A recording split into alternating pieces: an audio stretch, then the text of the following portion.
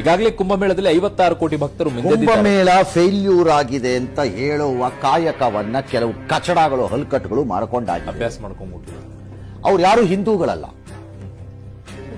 ಹಿಂದೂಗಳ ರೂಪದಲ್ಲಿ ಇರುವ ಹಿಂದೂ ದ್ರೋಹಿಗಳವರೆಲ್ಲ. ನಿಮಗೆ ಯಾಕೆ ಬೇಕು? ಬಾಯಿ ಮುಚ್ಕೊಂಡಿರಿ. ನೀವು ಹೋಗಿ ಸ್ನಾನ ಮಾಡಬೇಡಿ. ನಿಮ್ಗೆ ಕಪ್ಪಾಗಬೇಕು.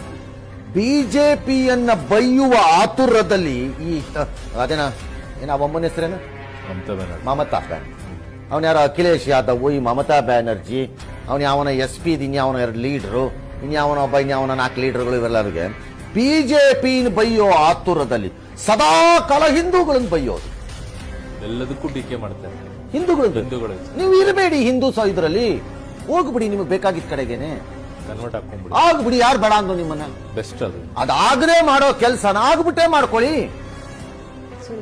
ನಮ್ಮನ್ನ ಯಾಕೆ ಬೈಬೇಕು? ನೀವು ಬಿಜೆಪಿ ಬೈಕಳಿ.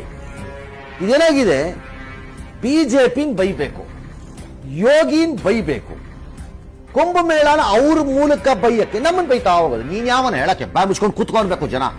ಜನ ಹಿಂದೂಗಳು ತಾಳ್ಮೆಯಿಂದಿದ್ದೀರಿ, ತಪ್ಪದು. ತಾಳ್ಮೆಯಿಂದಿರು ಕೂಡುದು ಇರಬಾರ್ದು. ಇಂಥ ಕಚಡಗಳು ರೋಡಲ್ಲಿ ಸಿಕ್ಕರೆ ಬಾರಿಸ್ತಾ ಇರ್ಬೇಕು. ಮಗಾಮತಿ ನೋಡಿದೆ ಅದಲ್ಲ ಅಂದ್ಬಿಟ್ಟು